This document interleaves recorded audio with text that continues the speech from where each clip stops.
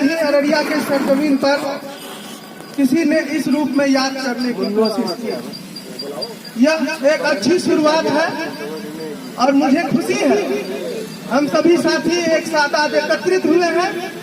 इनके संघर्ष, इनके बलिदानों को जन जन तक पहुंचाने का काम करेंगे और इनके सपनों को साकार करने के लिए इनके संघर्षों के रास्ते पर चलकर हम आगे बढ़ेंगे और जो वैचारिक क्रांति की जरूरत है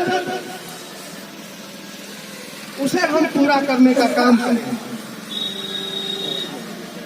कार्यक्रम की शुरुआत करने से पहले यहाँ पर उपस्थित सभी लोगों से विनम्र आग्रह है कि वो कुशवाहा जी के तैल चित्र पर माल्यार्पण कर एवं पुष्पांजलि अर्पित कर उन्हें श्रद्धांजलि देते हुए कार्यक्रम को आगे बढ़ाएंगे। सभी से आग्रह है वो क्रमबद्ध आए और अमित शाह हिंदुओं पर प्रवचन देते हैं जिन्हें लोग वैश्य समाज कहते हैं, जैनी वो जैनी है और गुजरात में अधिकतर लोग जैनी व्यापारी वर्ग है और मुझे लगता है मोदी जी भी वही उसी समाज से आते हैं और इस तरह से बारी बारी से हमारे समाज को छलने का काम किया जाता है, उन्हें अधिकारों को से वंचित करने का काम किया जाता है। हमें संघर्ष कर आगे बढ़ना है और अभिनंदन करता हूं प्रत्यक्ष रूप में यहाँ उपस्थित कार्यक्रम के आयोजक मुकेश बाबू, संचालक रामनारायण विश्वास जी, हमारे गार्जियन लाल मोहन यादव जी, ताराचंद बाबू, यहाँ उपस्थित प्यारे बच्चों, माताएं एवं बहनों, मैं सबका नाम नहीं जानता हूं। हम कहना चाहेंगे कि हम लोग जो जयंती मनाते हैं, जयंती क्यों मनाते हैं? इसलिए मनाते हैं कि उन्होंने समाज के लिए कुछ किए थे। हम लोग उस जवाबदेही से अलग होते जा रहे हैं और यह जयंती जो मनाते हैं, हमको जो अपना अनुभव होता है कि हम लोग फोटो खिंचाने के लिए, पेपर में देने के लिए जयंती मनाते हैं। उसके उद्देश्य को, विचार को जन जन पहुंचाने के लिए जयंती नहीं मनाते हैं। हमारा जो अपना व्यक्तिगत मामला है, इसमें कोई टीका टिप्पणी हम करने के लिए किसी को नहीं करते। हमको जो अनुभव होता है, अगर इसके विचारों को हम प्रचार प्रसार के रूप में करना चाहे तो किसी दलित समाज में, किसी शोषित वर्ग में, उसके गांव में जाके अगर यह जयंती मनाते तो आज इतनी संख्या हमको देखने के लिए नहीं मिलता। एक बृहत रूप में यह कार्यक्रम आयोजित होता है और यहाँ जो पढ़े लिखे हम लोग जमा हुए हैं, सभी इसके उद्देश्य को, इन्होंने जो किया उसको जानते हैं, लेकिन इसको दूसरे जगह हम लोग फैला नहीं पाते। अगर नहीं फैलाते हैं तो यही उद्देश्य हम लोग का है कि जयंती मना ले, पेपर में आ जाए, हमारा नाम हो जाए, हमारा जो अपना सोच है। इसलिए ऐसे जयंती के अवसर पर हम लोग संकल्प लें कि हमारे जो पूर्वज जो किए हैं उसके मार्ग पर पहले तो हम चले, उसके बाद अगल बगल समाज में जागरूक करें लोगों को उस पर चलने के लिए। सिर्फ जयंती मनाने से जो हमारे पूर्वज हैं उसके आत्मा को शांति नहीं मिलेगी। जब उसके विचारधारा पर, उसके बताए मार्ग पर हम लोग चलेंगे और समाज को उसमें कुछ हित होगा। अभी हमने सुना, तोते की कहानी सुना, उसके बाद अभी तुरंत हमारे शिक्षक भाई अभी बोले कि गीता या जो भी चीज घर घर देना, उससे तो हम अपना विचार दे रहे हैं कि उससे कहीं अच्छा होगा कि आप मनोहर पोथी एक ठो दलित समाज में, शोषित वर्गों में बांट दे, ताकि जो बच्चा खेत में मजदूरी करता है, अभी तक नाम लिखना नहीं जानता, क ख नहीं जानता है, तो अगर वो पहले क ख सीख ले तब आपका गीता, रामायण, महाभारत सार्थक होगा बांटना। यह हमारा व्यक्तिगत उद्देश्य है, इसलिए हम यहाँ अपनी विचार को रख रहे हैं। उसके बाद हम लोग जो 10 यहाँ जमा हुए हैं, 15, 20, 25 पढ़ा लिखा, अभी आप देख लीजिए, हम लोग कहते हैं कि शोषितों के लिए ऐसा किया, पिछड़ों के लिए ऐसा किया। अभी जो हमारा शोषित है, पिछड़ा है, वो हम लोगों में, पढ़ा लिखा में, जो हम लोगों से नीचे है, मूर्ख है, पढ़ा लिखा नहीं है, अनपढ़ है, उसको तो छोड़ दीजिए।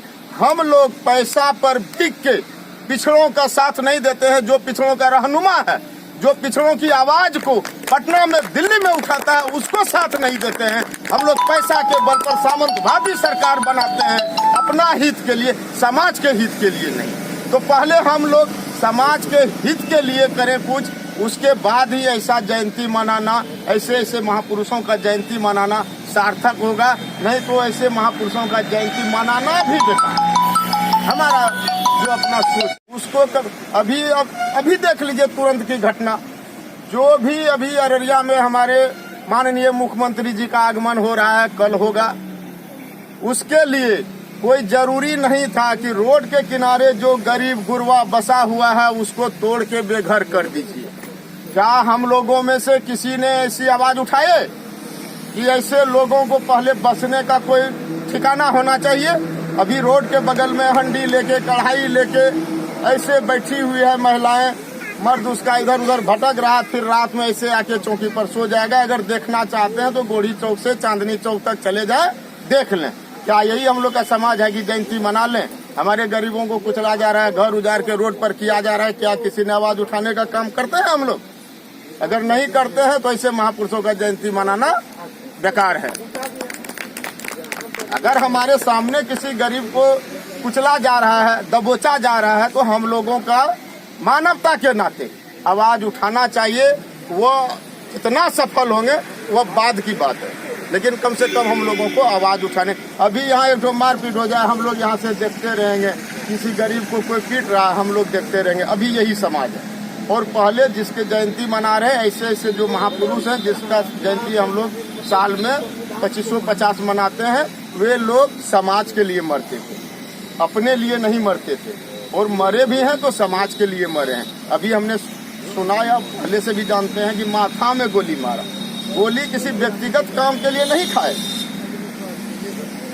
एक समाज के लिए गोली खाए, बिहार के लिए गोली खाए, भारत के लिए गोली खाए। हम लोग अपने परिवार के लिए भी गोली खाने के लिए तैयार नहीं है। और परिवार से शुरू कीजिए। हम लोग सोचते हैं कि हमारा भाई जो है वह हमसे नीचे रहे। अभी जो हम देख रहे हैं अपना समाज में, अगल बगल में, अगर एक माँ बाप को 5 ठो बेटी है, बेटा है, उसको खाने के लिए नहीं मिलता। 5 बेटा सूट बूट पहन लेता है, घूमता है, असम में जब आता है तो माँ बाप को पूछता तक नहीं है कि आप खाना खाए कि नहीं। क्या ऐसे समाज का कल्पना कर रहे थे हमारे पूर्वज? नहीं, हमारे पूर्वज सोच रहे थे कि सभी सुखी रहे, हमारा समाज सुखी रहे। जब तक परिवार सुखी नहीं होगा, समाज सुखी नहीं होगा, तो क्या बिहार सुखी हो जाएगा? क्या भारत सुखी हो जाएगा? कभी संभव नहीं है। तो हम लोग नीचे से शुरुआत करें। तो हम इसी आशा और उम्मीद के साथ ही कर रहे हैं। यहाँ जो बैठे हुए लोग हैं, समाज में कम से कम 2-4 घर को सुधारिए। यही हमारे लिए बहुत अच्छा होगा। दिल में तसल्ली होगा कि हम लोग जिनका जयंती मनाते हैं उसके जो कार्यक्रम था, जो कार्यकला था, या जो विचार था, जो भावना था, उसको हम लोग कम से कम 2-4 घर तक ही फैलाए, लेकिन फैलाए। तब हमारे दिल में तसल्ली होगा। हम लोगों को दिल में तसल्ली होना चाहिए। इसी आशा और विश्वास के साथ हम अपना वाणी को विराम देते हैं। अकेले जाएंगे ना, आपको जो है करना पड़ेगा। अकेले चना भाड़ नहीं फोड़ता। जब तक आप संगठित नहीं होंगे ना, उसके लिए नहीं लड़ पाएंगे। उसी के लिए ये विचार में, इस तैयारी के बाद ही आपके विचार में सभी लोगों का विचार जो आएगा, और तभी आपको आपके अंदर वो जागृति पैदा होगी, ताकि उस समाज के लिए आप लड़ सकते। कौन लड़े? कैसे संगठित होइएगा जो उसके लिए लड़िए। जब तक आप संगठित नहीं होइएगा, उस गरीब के लिए नहीं लड़। तो सबसे पहले आपको संगठित होना होगा। उन विचारों को जो है जानना होगा कि कौन सी ताकत, कौन सी सामंतवादी ताकत जो इसे हमें छीन रहा है, हमें रोक रहा है। उस सामंतवादी के खिलाफ आपको खड़ा होना होगा।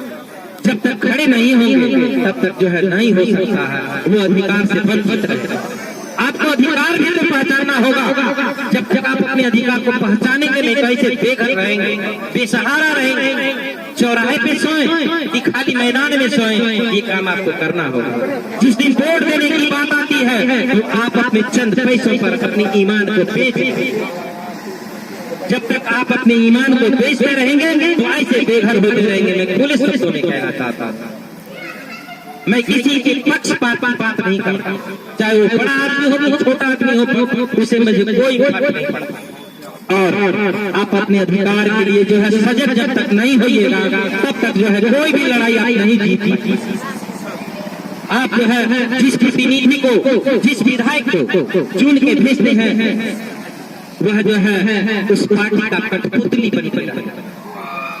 उसकी मैनिफेस्टो जो होती है, उसके मैनिफेस्टो के आधार पर उसको चलना पड़ता है। आप इस क्षेत्र से जिस भी MP MLA को भेजेंगे ना, अगर आज यहाँ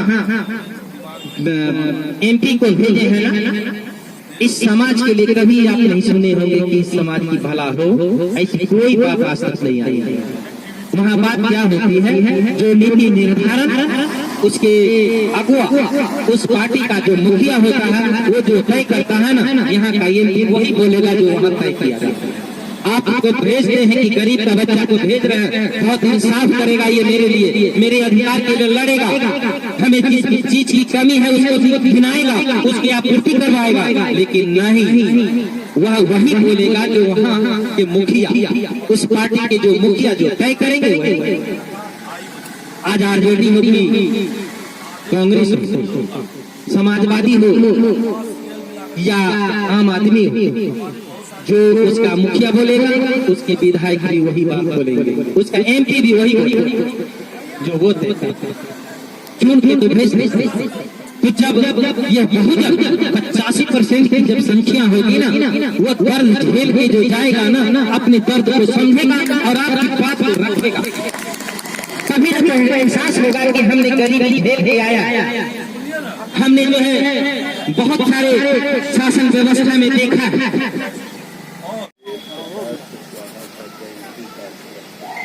अररिया की धरती एक जलाल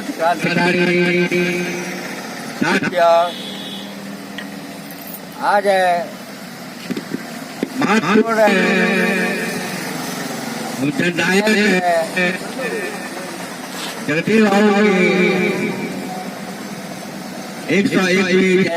सरकार हम सभी उपस्थित हुए हैं और साथियों को इनकी ओर से आज उपस्थित होने के क्रांतिकारी अभिनंदन करता हूँ। आज क्या चीज है और किस चीज को लेकर कर रहे हैं? ये हम लोग जननायक जगदेव प्रसाद कुशवाहा, जननायक सहित जगदेव प्रसाद कुशवाहा जी की जयंती मना रहे थे आज हम लोग, और यहाँ हमने कई लोगों को, शहर के सम्मानित लोगों को बुलाया। उनके विचार से हम लोग लाभान्वित हुए और उनका विचार जनमानस तक पहुँचे।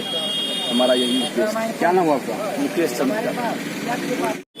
हाँ, सबसे पहले ये बताइए कि आप अभी जो जन्मदिन मनाया है जगदेव प्रसाद कुशवाहा के, क्या इससे आप क्या संदेश देना चाहते हैं आम जनता को? संदेश ये देना चाहते हैं, ये जननायक शहीद हमारे जगदेव प्रसाद कुशवाहा जिन्होंने गोलियां खा के शहीद हो गए, और इनका नाम कहीं भी बिहार में या ये में लोग नहीं लिया जा रहा है, इतिहास को दबाया जा रहा है।